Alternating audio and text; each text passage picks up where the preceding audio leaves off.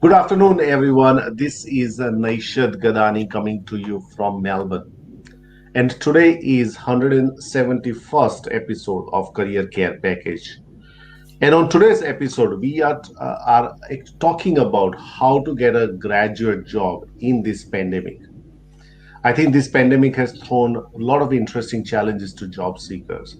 But gosh, I don't want to be a graduate, honestly. With limited work experience, with limited network, and then you're stepping out into the zone. It feels more like coming into a foreign land that I arrived here in 2007 without network, without real understanding of what would be there. So it could be a scary experience for many graduates. And you know the graduate experience, the challenge to finding a work in this demanding market, whether you're in US, New Zealand, Singapore, Australia, I don't think so it really matters.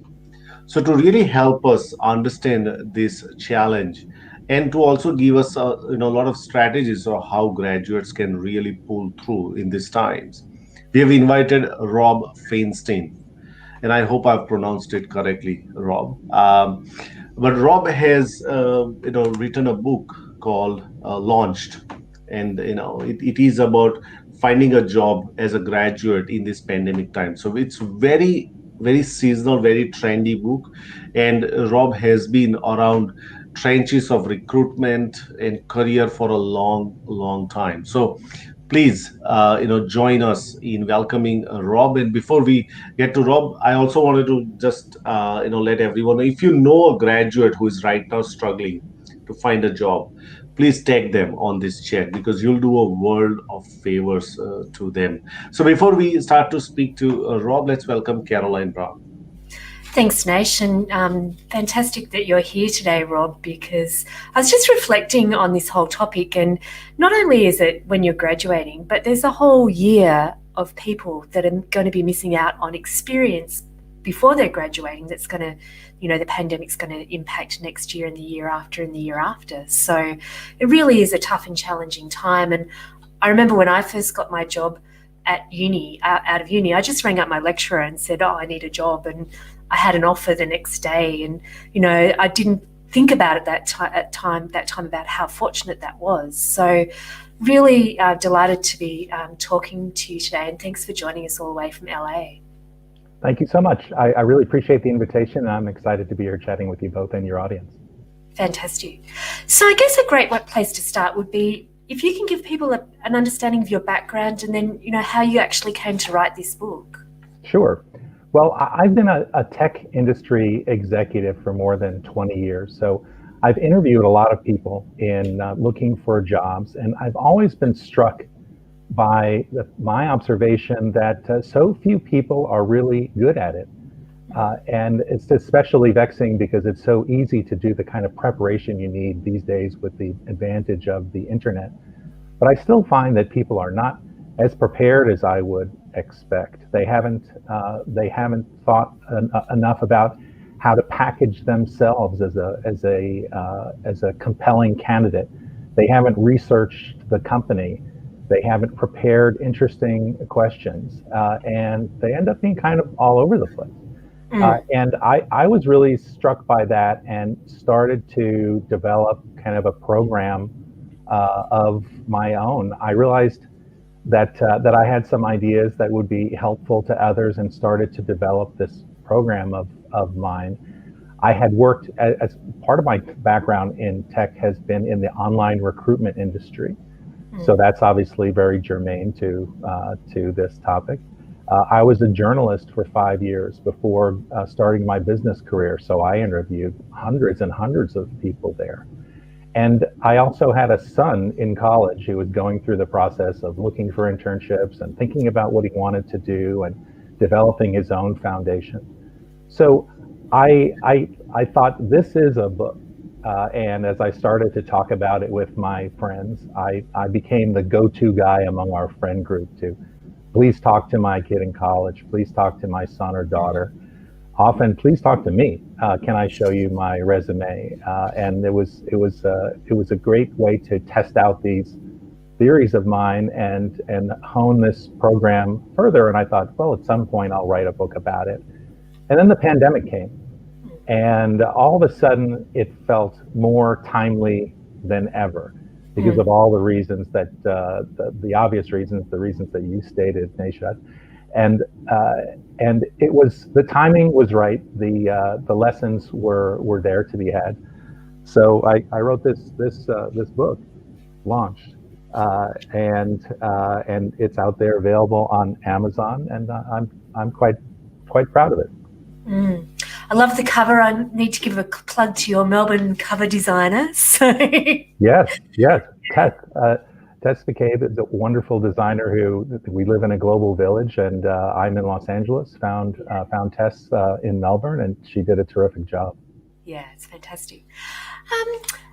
What's the feedback that you're getting from people? Like, just how tough is it really for people that are graduating? What are people telling you that, you know, the sons and daughters of your friends that are college graduates? What's the feedback that you're getting at the moment? Well, it's tough. It's tough. Anxiety levels are very high. The economy coming into the pandemic was roaring, and most college students probably felt that they were going to be able to skate right into a role, even if they hadn't prepared themselves that much with internships and whatnot, because the economy was so strong. And then, boom, all of a sudden, the world changed. Here in the States, about half of the internships went away, and most of the rest turned virtual. Many of the new college graduate jobs, there were offers rescinded, quite common. Yeah. So the anxiety level is high. There's a sense of oh my gosh, I've got to regroup here in a hurry. So there's been a great thirst for this type of information. Jobs are still out there, not as many, but the jobs are still out there, and with proper tactics, a proper approach, and a lot of dedication, it's definitely possible to be able to enter the workforce at the same pace and at the same level that you may have planned. But there's certainly quite a bit of adjusting going on. I was just reflecting as you're talking, one of the big things, you know, in travel and hospitality and lots of shutdowns of industry, that people then go and look at sort of the more entry-level jobs that they think that they can do with their transferable skills. So the market is kind of flooded as well with a lot more applications as well. So, but what are some of the mistakes that you see that people make when they're graduating that that they commonly make when they're looking for a job? Well, a lot of what's happening now is in any difficult time, it's always good to get back to basics, and then to think about what's unique to the situation at hand. So some of the things that I recommend are the things I would have recommended 5 years ago. Some of the things are very specific to right now. Maybe the most important thing is don't take a straight line path.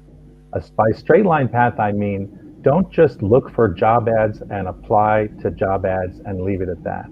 That may work. I do think that applying to jobs and making a habit of looking at the major job sites is a piece of anyone's job search routine at any time in their career, actually. But that can't be the only thing. It has to be paired with other tactics.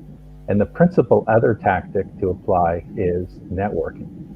So I see the number one mistake that comes to mind is only using one tactic, not doing it with sufficient volume, and not thinking about how to utilize networking to be able to learn about the company, to network perhaps into the company that you're interested in, and to make yourself a more compelling candidate. It really leads to the second mistake is not being strategic enough about your approach. I mentioned I've worked in technology for more than 20 years. I do a function called product management. And so it's my job in technology, software in particular, to identify new opportunities for things to be added to the software at the company I work to make it more compelling, to open up a new market, to sell more. And I think of the way that a candidate needs to think about himself or herself is as a product. Job searching is a product marketing exercise. So the point is, just as in any product, figure out what makes you different, what makes you unique, what makes you interesting, and maybe most important, what makes you a solution to the problem that is out there that an employer, a hiring manager is trying to fill. Gets back to my earlier point about not preparing well enough for an interview. All the hints are there. They're on the company's website. They're in the job description itself. They're in the minds of people that you can network to learn more and separate yourself out. So think of yourself as a product. And then even if you're successful at all those things, if you are doing multi-dimensional searching, if you will, networking plus job searching, if you are thinking about yourself as a product, then there's the hand-to-hand combat, if you will, of job searching, which is the interview itself. And too few people think strategically about the interview, and particularly what's almost always at the tail end of an interview, when the interviewer says, "Do you have any questions for me?" And that's such a wonderful opportunity when you're prepared to be able to ask really high gain questions that will show everything that you've done to that point, show the research that you've done, show a point of differentiation that you want to make sure is out there. So don't waste your time asking questions that where the answer doesn't help. The point of your interviewing is to get offers. So use every single minute of the interview to enhance your opportunity to get that offer or those offers, and then figure out what to do. So there's a lot of mistakes that people make, and they're all quite avoidable with a little bit of forethought. Yeah, great. Just wanted to welcome Poonam, Ishani, and Advani to the discussion. If you got questions for Rob about how to find a job, how to really position yourself, or any question about graduate employment, please throw that in the chat box and we will take it up with Rob. Rob, how much value do you put in, to have a clear objective about what kind of role that you would be seeking? Obviously, at this point in time, because of the amount of jobs have significantly reduced, so you may or may not find the most appropriate or most fitting role based on your qualification. So I've got a couple of kind of questions. One is that should the importance of the goal or the clarity of the goal, and secondly, how much tolerance you need to have, or how much flexible you need to have to go either side of the goal just to get into employment, and what are some of the repercussions of the second one that you see? Yeah, I think it's very, very important to have a clear objective in mind. It's okay to change it as you go through your life, certainly. Many of us these days have multiple careers in a lifetime. And your objective at any one time doesn't even need to be just one thing. It helps if it is. But the point is that you do need to be focused, and you do need to have your eye on what you want to get to at any given time. And then figure out what are the direct and then maybe indirect steps that are going to allow you to get there. So as an example, I mentioned I do product management in software companies. So people come to me all the time and say, how do I get into product management? And I tell them like many jobs, it's extremely difficult to get a product management position without product management experience. So how do you solve that riddle? Well, there are lots of jobs in technology companies for someone, I'm giving a very specific example, but there are lots of jobs in technology companies that get you close to product management. So if you want to be a product manager, then get yourself into the type of, or think about the type of companies that are appealing to you. Think about some of the adjacent roles where you would have exposure to the people who are in the role that you seek, and make clear to the people that you're interviewing with that you really want to succeed in the job at hand, but it's because of your goal that's clear to get onto something, to get onto your ultimate goal. In my example, being a product manager. So the advantage of that is that it keeps you focused. It allows you to think about different jobs that maybe on the face of it wasn't as appealing as you thought, but really is going to position you to be inside of a company and to get the experience that you can and the exposure that you want that gets you closer to that goal. These days, we live in an era of specialization, and for many types of jobs, the primary thing that employers are looking for from an outside candidate is someone who's done that job before, reasonably enough. But then when you think about, well, who gets promoted and who gets to do different things once they're already inside the company? Well, once you're known inside a company's willing to take far greater risks on you because they're not really perceived as greater risks as at all. So-and-so has joined our company in a customer support position, or in a product analyst position, or in a sales position. And this so-and-so has always expressed an interest in product management. And we happen to have a junior product role that's open. So it may not be your very first entry into a company, but if you're a little bit strategic about it and a lot focused about it, then you can make it happen over a relatively short period of time. But the key is to get closer to that goal, even if you can't achieve that goal right out of the gate.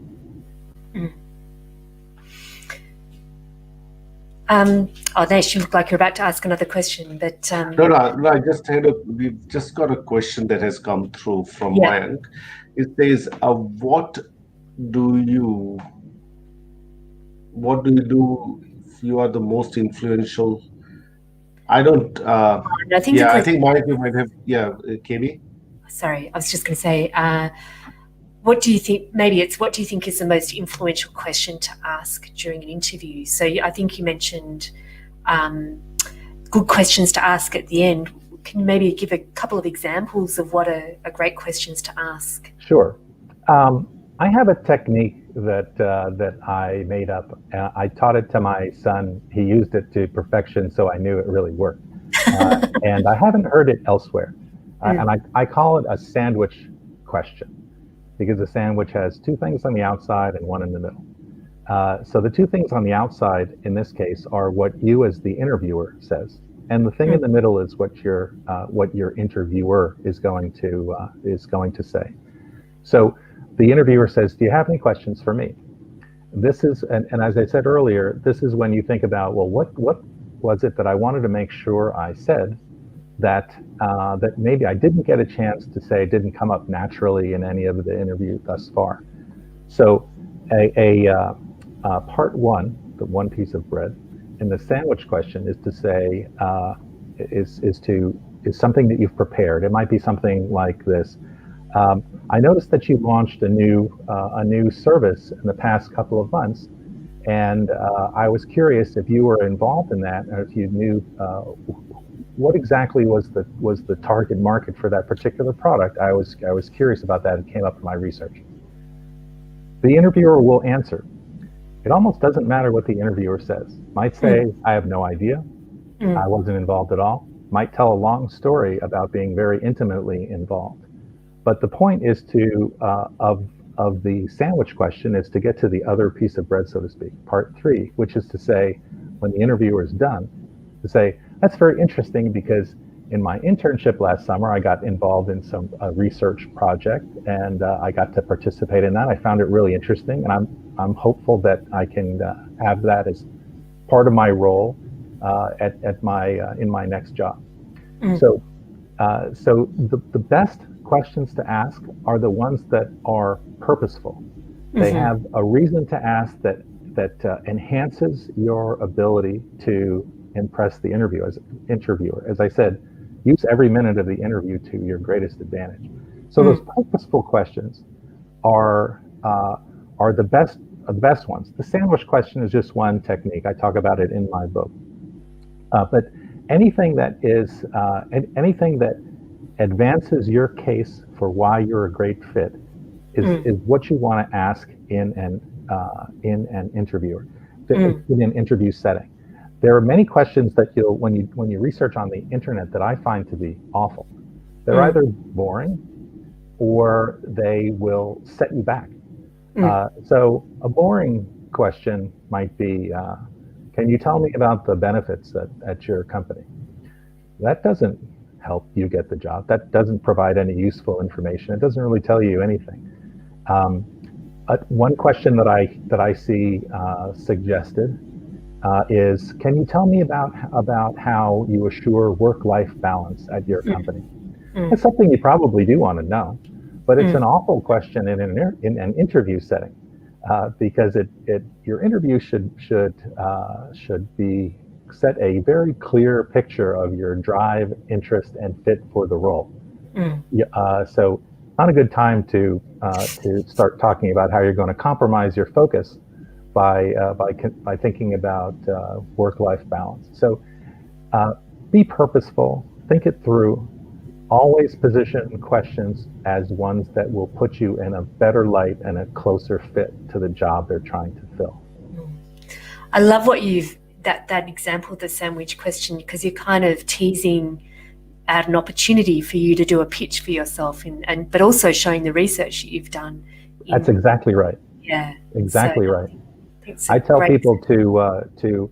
It's a great point, Caroline, because all that research, it needs to unambiguously show in the interview, even a video interview, that you have prepared.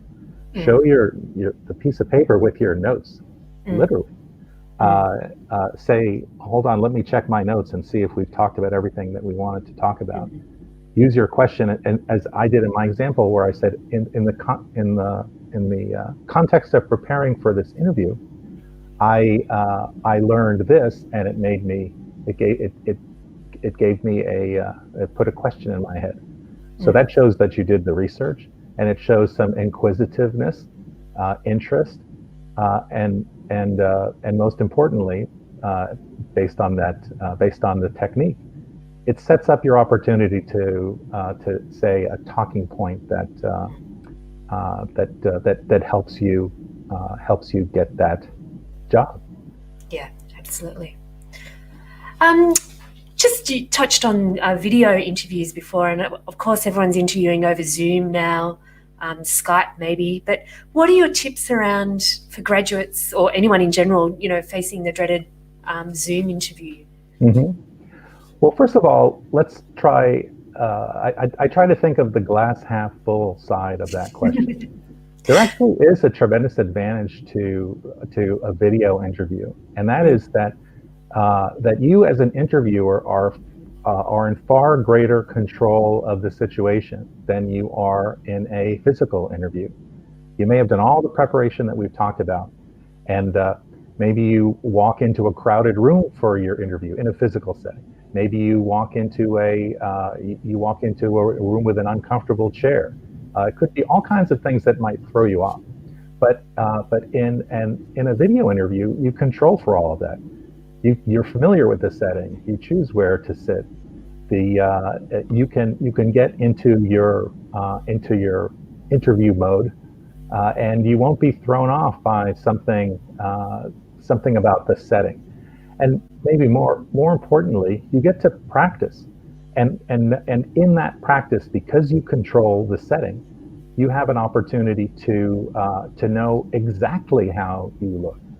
Great thing about Zoom is it's free, and in being free, it gives you the opportunity to practice, even alone. Nice to do it with a friend or family member, be in different rooms or out different locations, and you can record it and then watch again. You know exactly how you come off, and you can watch the film, so to speak, and see exactly what you want to improve.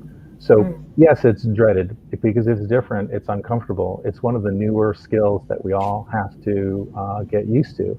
But the fact that you can practice really takes and control the setting really are two things that are big advantages. Now, there's one terrifying version of an online interview that I think we need to mention also. There are, and that's I don't even know what they're called, but they're one-sided interviews where a company sets up a series of prompts that you see only when you arrive at a website. You have a limited opportunity to practice, but you're asked to make a statement while being recorded, and no one's there except for you. I have not tried that, but I would find that to be quite off-putting. And but it does have the same advantage as in the that one can practice and give yourself prompts and see how you can do. So you can practice that. I'll give you one final video interview tip, which I'm doing right now. I have positioned the two of you on my computer screen so that you're in the top center of the screen, and that way when I look you in the eye, I'm very close to the little green dot that's at the top of the screen, which is, of course, is the camera, or tells me that the camera's on. It's right next to the camera. So when I'm looking at you, it looks like I'm making eye contact. If I had your screen way down there, it would look like I was looking away. And we were all told pre-pandemic, one of the keys to making a good impression in an interview is to give a firm handshake and look them in the eye. Well, the firm handshake is tough to do through the cloud, but the look them in the eye is controllable, and it makes the same impression that looking someone in the eye does when you're actually in the same room. And many of us don't think about this look at the green dot notion. And we may look like we're making less eye contact than we think if by the simple measure of where is the person you're speaking to on your computer screen. So it's a good thing to think about. Position the person you're talking to top center, then you can feel like you're looking them in the eye, and they'll think you're looking them in the eye too. So that's a fantastic tip. I've often seen people all over the place in those sorts of things, and including myself on occasion. So, Maniac has said, "Thanks, Rob. Great technique." So I think he really loved your answer as well. So thank you. Yeah, I remember the first time when we started to do LinkedIn Live, 6 months back. Since I was in India, I did not have all the fancy things with me, and it wasn't even planned that I'll be staying there for a long time. And so I would actually be watching like this, and I now when I look back, that was dreadful that I'm watching something like this. Even though I tried, it just did not work. But I think that is so true to have that clear cut, the eye, and looking at. And one of the things, the silly thing, many years back when I was, being interviewed on video, in 2012. When it wasn't normal at that time, but the manager who was taking my interview, so who set up the interview, she says, so the computer was on one wall and the video camera was on the other. She said, "You are not looking at the computer. You know that, right?" Yeah. And that was an aha moment. I said, "Oh yeah, that's right. I'm looking at the camera." And that is such a simple thing, but a lot of us really miss completely. Rob, tell us about the recruitment, game, and how does graduate really work with the recruiters? Because if I throw an open poll right now, I think people will have horrific story to tell about.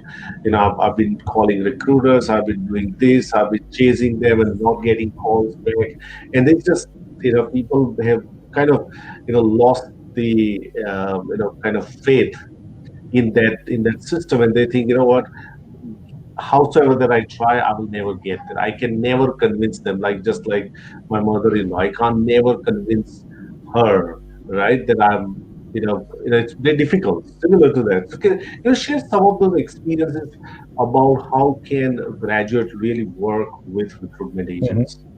Well, recruitment agencies are tough.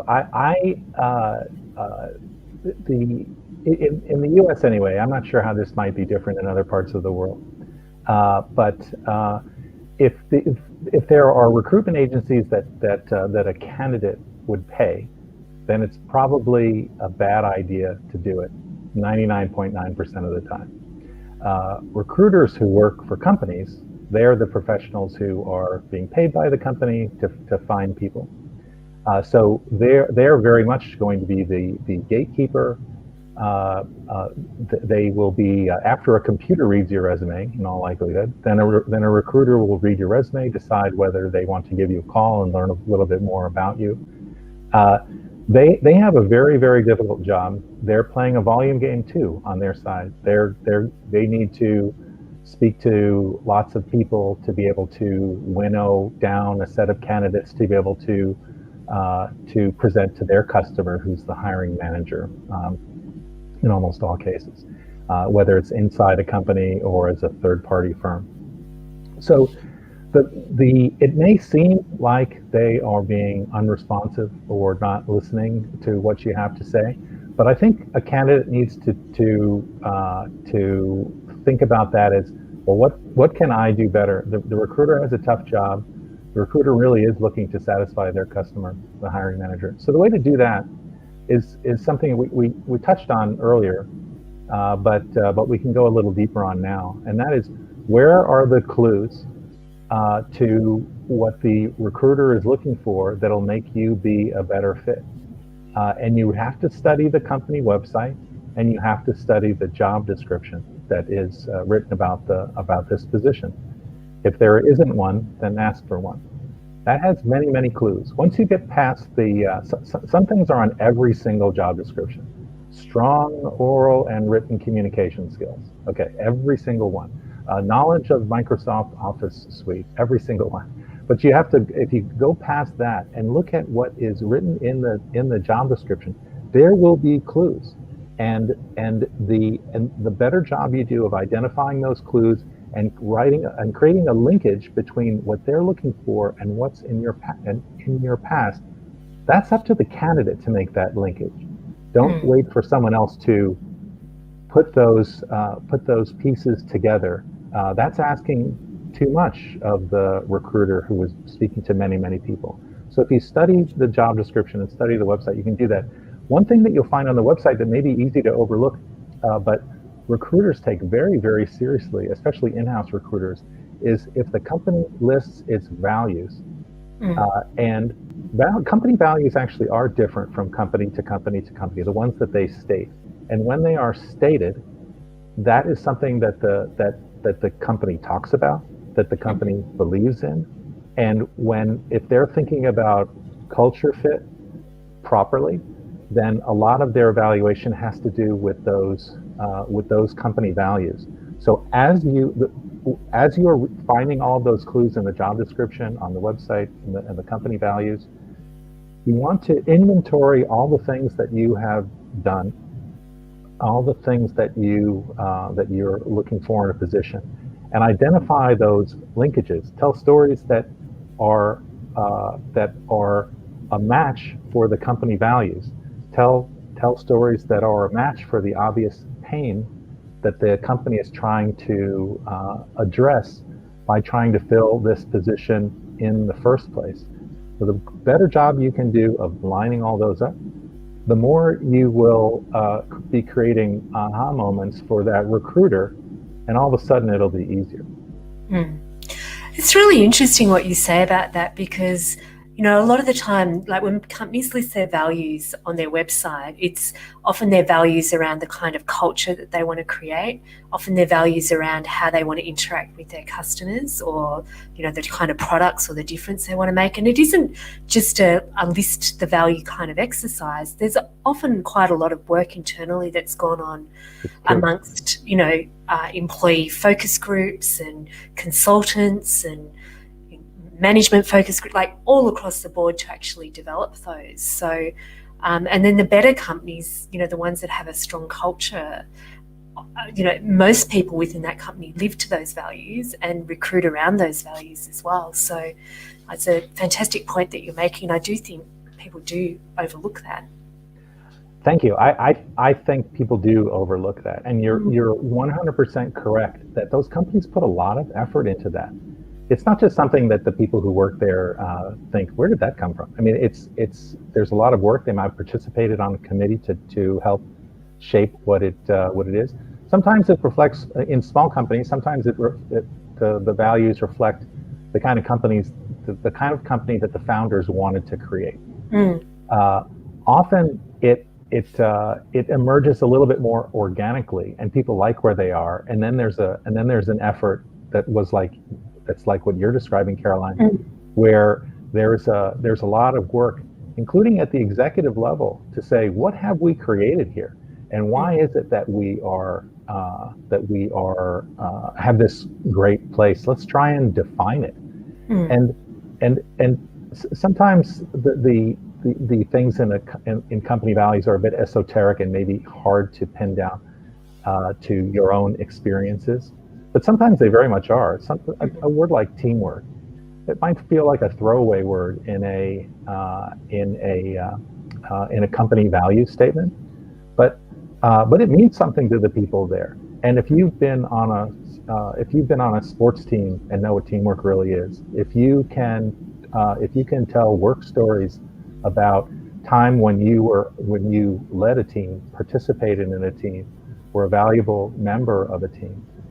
Those things matter, and those are great examples of what a recruiter will be looking for. So to your prior question, it gets back to, how do you say things that are going to resonate to that person? And none of these things I'm talking about take hours and hours of research. I think you can be fully prepared with a little bit of practice. You can be fully prepared for any interview in 20 or 30 minutes. And because of the power of the internet, and because of if you've got a bit of a game plan, then you know what you're looking for, and you're used to, in the context of a job search, thinking about inventorying what you've done, what classes you've taken, what internships or jobs you've had, what other experiences you've had that have relevant, transferable skills. I spoke to, in researching my book, I spoke to a guy who's responsible for global recruiting for internships and entry-level candidates at one of the big four accounting firms. And he said, I love to meet RAs, in the States anyway, the residence assistants. They're the upperclassmen who live in a dormitory and are supposed to keep the kids from killing one another. This guy said, I love to find those people because they understand dispute resolution. They understand helping people get along for the greater good. They preach harmony. They are engaged with the people that are around them. All those things would be valuable for any workplace. There's some elements of that speak to our company culture cues that we were speaking of a few minutes ago. So there's more there to draw on that are matches than might initially meet the eye. So one more question that I have is around, contacting employers directly. Do you have any tips on how can somebody really approach an employer directly? Would you recommend them to send them an email, finding out or really crafting a great message, phone call? What are some of your strategies around approaching employers directly? I would sum it up with one word, which is at the center of it, which is LinkedIn. Maybe that's two words, but in for that company, it's one word. So LinkedIn is the great gift to professionals because it is such a ubiquitous network. Uh, Having a network and networking used to be an amorphous thing. Now it's a very specific thing aided by the infrastructure that LinkedIn creates. And it is hugely important to create a profile and maintain a profile on LinkedIn, and to also amass one's own network on LinkedIn, which even for young people is quite possible. You think about all of your friends, all of the places you've worked, and your colleagues there, any executives there who you might have even had only a passing chance to meet, your friends' parents, and the list goes on. The great advantage of that is that you can very quickly build a gigantic network. The average number of contacts that an individual has on LinkedIn is around 400. So if you amass 400 contacts, and all of those contacts have 400 contacts on average, that's 160,000 people, all but 400 of which are only one introduction away. So the way you approach a company directly, with the best chance of succeeding, is to network your way there. So I'm connected to Bob. Bob is connected to someone at a company I'm interested in, or someone who has a role that I would like to have, or someone who is also an alumnus of the college that I attended. So I want to meet that other person, and I want to be sponsored in my meeting of that person. So my contact Bob, I should reach out to him on LinkedIn and say, hey Bob, I noticed that you're connected with this person who I would love to spend 15 minutes with, and can you please let me know if you know that person well enough where you'd be comfortable making an introduction, because I would love to chat with them. And if you don't know them too well, no worries. It's okay. It's a unoffensive way to approach someone, and it has a much higher degree of success probability than approaching that target person on your own when you're unknown. And in just asking for a bit of time, you can have an informational interview. A lot of people call them. Just keep it simple. Call it a conversation. Come in with some questions, specific questions. People love to talk about themselves, of course, and so that's human nature. And people also want to help. So it's a very, very good way to find your way to a company, into a company. Skilled people can approach companies directly. It's harder to do. It's certainly possible. When you can do it via networking, it's best. It's funny that with at college or university, it's the most natural time in the world. It's the easiest time in the world in a way to network, because you have different classes, different people, and it's all around you. When you get out into the workplace, you don't want to suddenly, I'm just thinking in the LinkedIn context, be trying to reach out to people. It's really easy to sit next to somebody in a class and just automatically add them onto LinkedIn. It's a much harder habit to develop once you're out there, and you actually have to, start to search who you were connected with and where you worked with them or how you knew them and that type of thing. So, it's a skill to develop, and you're absolutely right, Caroline. When we're all more used to the human interactions because we've been doing them our entire lives, and certainly students in college are they are 16 or 17 years into to knowing how to meet people at school, and then when you're out of school, all of a sudden it's a whole new set of rules. And some have a hard time adjusting to that. I know I did in my own life. But in getting back to LinkedIn for a moment, that the ability to expand your network is literally in the palm of your hand. And sometimes it's asking for introductions, as I mentioned. Sometimes it's finding people who, as we said, a few categories. They maybe they work at a company you're interested in. They do a job that you're interested in.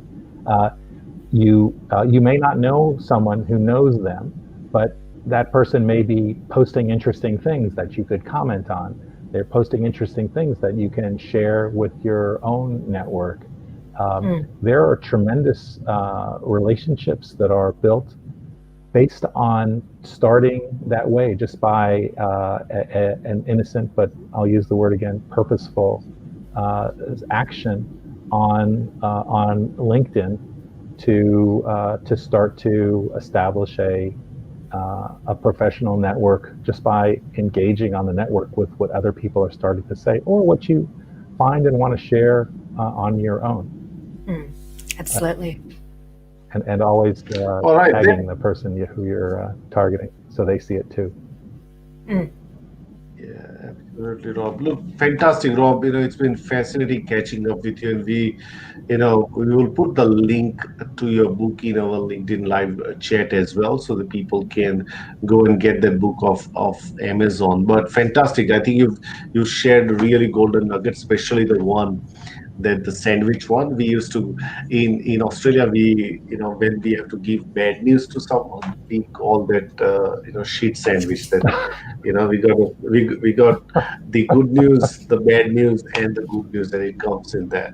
So, but the one that you have spoken This is a about more is a pleasant very version of different, more Exactly. pleasant version. That's right, absolutely more pleasant one, and you made a lot of sense of it. I know, Rob. Thank Can't you. thank you enough for joining, because it would be pretty late in the night for you to join us. So we truly appreciate your time and availability to be part of the show. Well, thank you so much. It's been wonderful to be here. I think most of your audience is in Australia. I checked Yeah, today. It's easy to find my book on Amazon just by, you have to type in "Launched by Rob," and my book will that's it. come up. Perfect. Thanks so much for joining us, Rob, and best of luck with the book. And look forward to interacting with you in LinkedIn and in the near future. I hope so. I hope to stay in touch. Thanks again for inviting me. It's been a pleasure. I've enjoyed it. Thanks so Thank you, much. Rob. Now, tomorrow we are speaking to Anita Wine Ruin, and I hope I'm not ruining her name at all. Anita calls herself a chief confidence hacker. So we are going to talk about confidence, and especially in the time of pandemic. How can you really build that confidence, the self-esteem that's required? But we are also going to do some cards also. So don't worry, it's not a David Blaine kind of a magic, but we will still have some kind of a card, some kind of a game. So tomorrow is going to be a very fun, interesting, but a learning experience for all of us. So do join us tomorrow, 3 p.m. Melbourne time, and we will do this again. So until we see you tomorrow, please stay safe and look after yourself and your loved ones. And bye for now, everyone. Bye, Prudence. Bye bye.